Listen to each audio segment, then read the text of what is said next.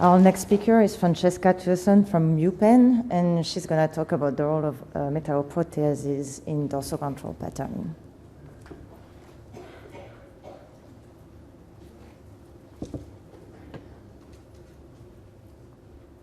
Okay, hi, my name is Francesca Tuazon, and I'm really excited to be speaking here today. And I will be telling you two tales of DB patterning, how spatiotemporal regulation of metalloprotease activity patterns the DB axis, and tell you about a quantitative immunofluorescence assay that we've developed in our lab. So the big picture question that I'm interested in is how the early embryo, which is essentially a ball of unpatterned cells, gains the positional and functional information necessary to generate a fully patterned organism. These cells need some sort of compass or coordinate system to develop along, and that is provided by the primary axes. So we study this process of axial patterning in the zebrafish, which is fully patterned by 24 hours, and specifically we study the patterning of the dorsal ventral axis.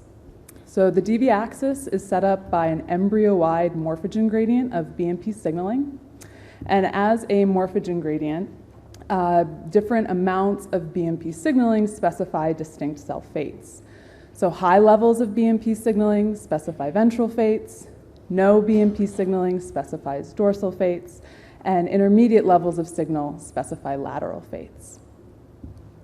BMP signaling is mediated by an extracellular ligand that is expressed ventrally.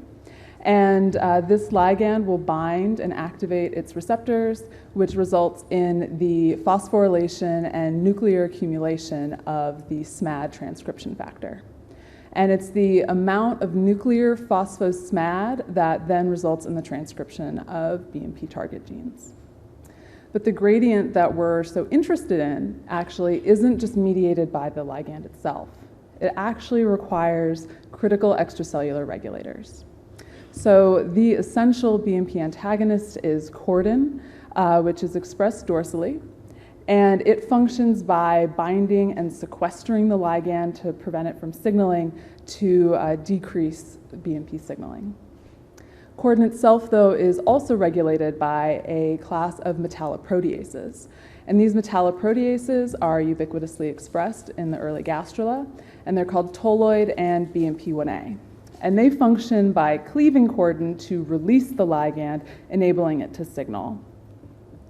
And tolloid and Bmp1a then are inhibited by sizzled, which prevents their metalloprotease activity and essentially protects cordon's antagonism. And sizzled is expressed ventrally. And you would think that because this branch of metalloprotease regulation regulates cordon, which we know is absolutely essential, that these mutant phenotypes would be pretty severe. But actually what we see is that in the single mutant phenotypes of tolloid and Bmp1a, they're relatively mild. Tolloid mutants, since you're losing a BMP promoting factor, you've lost the ventral tail fin, which is apparent at 1 day post-fertilization. So these embryos are mildly dorsalized. Whereas in Bmp1a mutants, there are no DB patterning defects. So one aspect of tolloid and Bmp1a I haven't told you about is that they are highly homologous proteins. And so I wanted to investigate their redundancy and their function by generating double loss of function embryos. So I did this by injecting a tolloid morpholino into Bmp1a mutants. And this morpholino is very well characterized. When it's injected into wild-type embryos, it phenocopies the tolloid mutant with that mild dorsalization. And so when I do this, I find, remarkably, that these double loss of function embryos are severely dorsalized. In red, you can see this is our most severe class of dorsalization, and the majority of these embryos have that phenotype. So not only do Bmp1a and tolloid function redundantly, but they're absolutely essential to DB patterning. And to really hammer that point home, I want to show you a few phenotypes because without these two metalloproteases, the embryo is radially dorsalized. And you can see that when you look at specific markers such as PAX2.1 and CROX20, which mark the neurectoderm, which is usually nicely restricted dorsally. Instead, in these double loss of function embryos, these markers completely encircle the embryo. So there's been a total collapse of any DV axis, and this is lethal to the embryo. So we know that Bmp1a and tolloid are really essential during early DV patterning. And while I'm still investigating the mechanisms by which they do this, I will walk you guys through the model I'll be evaluating. So tolloid and Bmp1a, what we think is going on is that they are restricting cordon to the dorsal side of the embryo where it's produced, and this creates a sink. And this enables the BMP ligand to diffuse down its concentration gradient and thus generate a nice phospho-SMAD gradient that we need for the morphogen signaling. However, when we lose Bmp1a and tolloid, now cordon can move unrestricted to the ventral side of the embryo and essentially extinguish all BMP signaling. But this isn't the whole story with these metalloproteases. As I mentioned earlier, tolloid has this tail phenotype that Bmp1a can't compensate for. And interestingly, sizzled, the inhibitor of tolloid in Bmp1a, also has a tail phenotype. Now it's a duplication of the ventral tail fin. And so there's something else going on in the tail potentially. And this is important because different parts of the fish are patterned at distinct stages. So during gastrulation, all DV tissues in the fish are patterned progressively from anterior to posterior. So what that means is that at the onset of gastrulation, the most anterior tissue, or the head, is patterned. By mid-gastrulation, the trunk is now being patterned. And finally, at the end of gastrulation, the tail is patterned. So there's another element of time that's really important to the morphogen gradient regulation to pattern the embryo from head to tail. And as you know, gastrulation is a really dynamic process. And to emphasize this point, I'm going to show you a light sheet video of H2A GFP transgenic embryo. And I want to bring your attention to the ventral and dorsalmost cells, which have opposing levels of BMP signaling. And as gastrulation proceeds, in under 6 hours, these two populations go from being the farthest distance apart to directly abutting in the tailbud. So you can imagine that that might be really challenging for a spatially set up gradient to deal with all of these changes. So that's really what I was interested in following up on. But in order to do that, I needed to be able to quantify the shape and the gradient at different stages of gastrulation. So in order to do that, I utilized a quantitative immunofluorescence assay of nuclear phospho-SMAD developed by another graduate student in our lab, Joe Zinski. And what we do is we stain fixed embryos with phospho-SMAD, and then we also stain them for a nuclear marker. And then with a custom-built suite of MATLAB programs, we can identify the nuclear centroids based on this nuclear stain. And then within those centroids, we can extract out the raw phospho-SMAD intensity values. And we can then plot the gradient as a heat map, as I've shown here, with the highest levels of BMP signaling in blue and green ventrally, and the lowest level of signaling dorsally in red and orange. And what's really remarkable about this assay is that we get a 3D quantitative view of the embryo at a single cell resolution. And just a few technical considerations. I hope you can appreciate from this video that we don't have any bleaching during the time period of our imaging. There's no intensity drop-off as we move deeper through the tissue. There's no sort of spherical aberrations or artifacts from focal shift. The embryo looks like an embryo. And then we also, since we're quantifying intensities, we do measure the laser intensity between each sample to normalize for any sort of minor fluctuations in the laser power or just in general in our imaging system. So I extended this assay to the gastrula stages. And so now this is a mid-gastrula embryo from the lateral view. And I'm going to flip it 90 degrees into the screen so you're looking at the vegetal view of the embryo. So this is the margin outlined in this dotted line. And you will notice there is a cutoff in the lower right-hand corner, and that is because I'm limited by the focal depth of our objective. I can't get all the way through the embryo, but I consistently capture at least half of the gradient. And so we can definitely quantify the shape of the gradient based on that. So then as gastrulation proceeds, this is the end of epibole, I do notice that there is a change in the gradient as gastrulation proceeds. And to demonstrate this, I just wanted to point out the distance between the cells of the highest level of signal in green and the lowest level of signal in red. this distance decreases from 21 cell diameters to 7 cell diameters by the end of gastrulation. And what this means is that instead of having relatively even distribution of cells at high, intermediate, and low levels of signal, we now have a broad expanse of this highest levels of signal and the lowest levels of signal, and just a tiny sliver of intermediate cell signaling cells in between. So the gradient is steepening at the end of gastrulation. So the gradient shape is different at the onset of DV patterning versus at the end. If you remember, at the end of DV patterning, that's when the tail is being patterned. So once again, I wanted to look at my tolloid and sizzled mutants and see what their gradient looks like at the end of gastrulation when there's a steep gradient. And what I see if I look at this distance between the highest and lowest levels of signaling, again, the steepness aspect of the gradient, I see this distance is broadly increased in tolloid mutants, and that we've actually had a decrease in the maximal intensity in these mutants.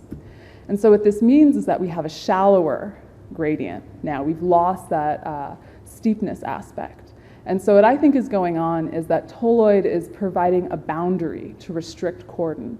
And that fits really nicely with a double in situ from a while ago, showing tolloid and cordon expression in the tailbud. And I want you to really notice that these two domains really do look like they directly abut, and it actually seems to look very similar to our wild-type pSmad profile and where this boundary shows up. But the steepness isn't really changed in these sizzled embryos. Instead, I'm going to move to a different aspect of the gradient, and this is the lateral expanse of the highest levels of signal, which I've quantified as an angle. And we see that this angle is broadly increased in sizzled mutants. And so if we look at the pSmad profile, the steepness of the gradient is still intact, but now there's a lateral expansion of the highest levels of signal. So with our assay, we're able to distinguish the effects of tolloid and sizzled on distinct aspects of the gradient. So just to summarize, I've talked about two different stages of DV patterning, and we've been able to use a quantitative immunofluorescence assay of nuclear pSmad to show that the gradient at the onset of gastrulation looks different from the gradient at the end of gastrulation. And at the end of gastrulation, when the tail is being patterned, there's a steeper gradient. And when we lose tolloid, we have a shallower gradient, and we think this is because cordon is unrestricted in the tailbud and can aberrantly inhibit BMP, and this results in a loss of the ventral tail fin. And this can be contrasted to the pSmad profile in a sizzled mutant, where the steepness remains intact, and that's because cordon and tolloid presumably are still active in the tailbud. But without sizzled, tolloid can promote BMP signaling in these lateral regions to expand the highest levels of signaling and result in a duplication of the ventral tail fin. And this role of tolloid and sizzled at the end of gastrulation can then be contrasted with the redundant role of tolloid and Bmp1a at the onset of gastrulation to set up the gradient. So with that, I would like to thank my lab, especially Mary and Joe. We have collaborators at Purdue. I wasn't able to show you all of our work with them. Other labs for reagents, our funding, and the wonderful resources at Penn. So with that, I'll take any questions. Thank you.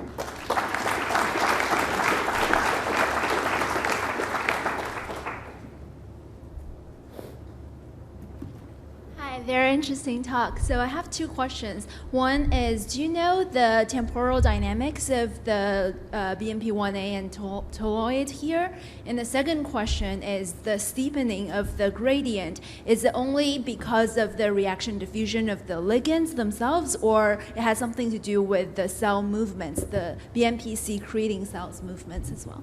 Okay, so I'll answer the first question about, I think, the dynamics of Bmp1a and tolloid. So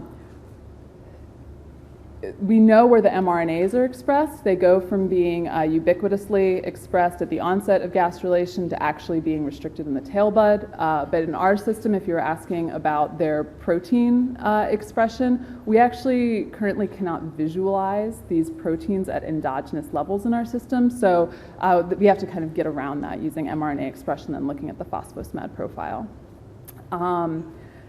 But we are, I think, hoping to eventually do some knock-ins to see them. And Then your second question was about whether the steepening was from the diffusion of the ligand, or maybe you can clarify, I almost can't remember. Oh, okay. So we're not sure yet the mechanism behind the steepening of the gradient. Actually, the first thing that I want to look at is whether it's the movements of the cells themselves and the BMP producing cells that is resulting in the steepening. So during gastrulation, there is dorsal convergence, and so it could be that you have the even distribution of the gradient at the onset of gastrulation, but because of convergence, the intermediate cells are just coming closer together. So I have some thresholding and like cell counting experiments and other ideas to get at that, to first see if the steepening is from movement, and then really diving into, I think, the role of tolloid and sizzled, doing like doing a time lapse, or not time lapse, doing just looking at these mutants at different stages will help understand reaction diffusion, because sizzled is it antagonizes BMP signaling essentially, but it's expressed ventrally, which is one of the key characteristics of like a reaction diffusion model. But I need to do more characterizing of the mutants themselves before I can evaluate if that's going on. Yep. Have you looked at the gradient in Bmp1a's mutants? That is on my list. Yeah. Thank you. Yep. Thanks. Move forward.